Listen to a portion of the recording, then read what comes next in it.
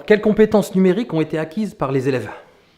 On en a parlé un petit peu la semaine précédente, à savoir qu'on développe avec les élèves un usage réfléchi, productif des réseaux sociaux, la construction d'une identité numérique qui ne porte pas préjudice à l'élève, et puis cette e-courtoisie, cette e-citoyenneté, comment est-ce qu'on échange sur ces réseaux sociaux. Mais d'ailleurs, on se lance comme ça dans les réseaux sociaux, Régis, avec Twicté? Tu fais bien d'en parler, hein. Chaque classe produit, avant de se lancer dans le dispositif, une charte qui est construite avec les élèves. Ils commencent à découvrir comment fonctionne le réseau social, quelles sont les bonnes règles d'usage. Pour donner un exemple tout simple, puisque la question revient toujours, c'est une des règles numéro 1, c'est toujours avant d'envoyer n'importe quel message sur le réseau social, je le fais valider par l'enseignant, parce qu'une des règles principales, c'est justement ne pas publier d'erreurs sur le réseau social. Puis, sans les détailler, mais il y en a d'autres autour de l'identité numérique, c'est-à-dire je ne publie pas des photos de n'importe qui sans lui demander son autorisation. Voilà, toutes ces règles, elles sont construites avec les élèves en classe.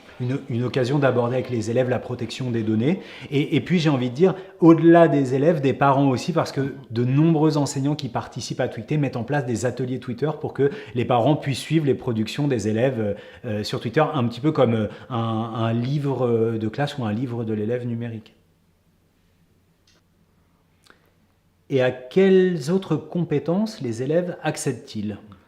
Alors il y a toute une grosse partie de travail qui est de la collaboration entre élèves sur la partie dictée négociée, sur la production des outils, qui font partie peut-être de ce qu'on appelle les compétences, les grandes compétences du 21e siècle.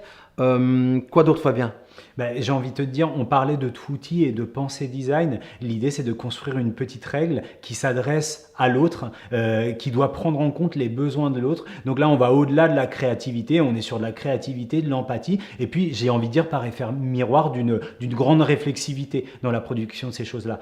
Est-ce qu'il faut revenir sur les compétences orthographiques, la vigilance orthographique, la capacité de réviser un écrit et d'analyse de ces chaînes morphosyntaxiques, puisque Twicté, c'est avant tout un dispositif qui vise à améliorer les compétences orthographiques dans le domaine de l'orthographe grammaticale. Ouais, parce que j'allais dire l'espoir, mais non, la visée, c'est vraiment que ces compétences orthographiques soient transférées au long terme dans la production d'écrits. Alors, est-ce que vous pouvez nous parler des évolutions du projet?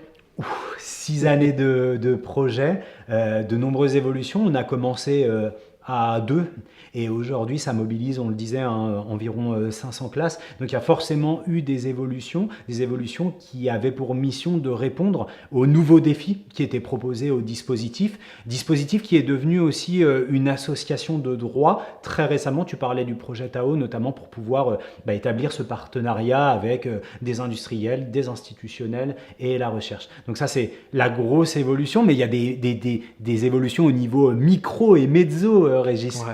Pour donner un exemple, au départ, on parlait beaucoup d'orthographe en produisant la Twicté. C'était les élèves sont contents de travailler en orthographe avec les élèves de Paris.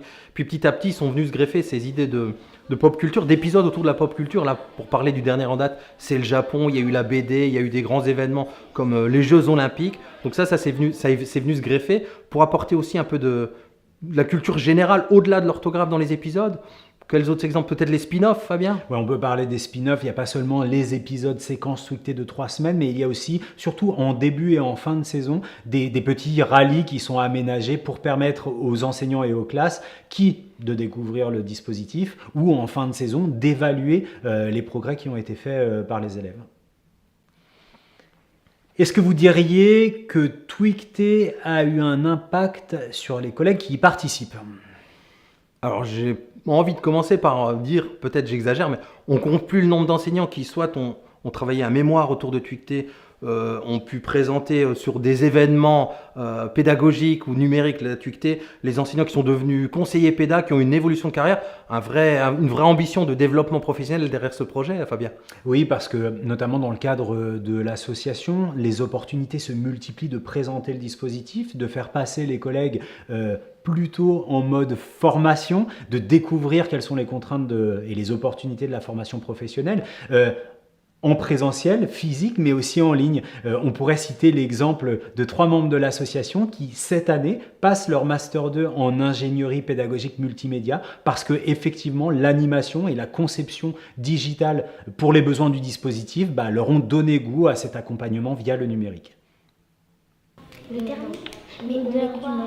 Allez sur les reflète le cœur du Japon. Mais il y a que trois. Non, mais on n'a pas un chanson. Moi j'ai trouvé un, c'est reflète le cœur du Japon. Reflète le cœur du Japon. Ah ouais, ça marche. Moi j'aime bien aller sur les reflète le cœur du Japon. Moi, ce matin, reflète les secondes.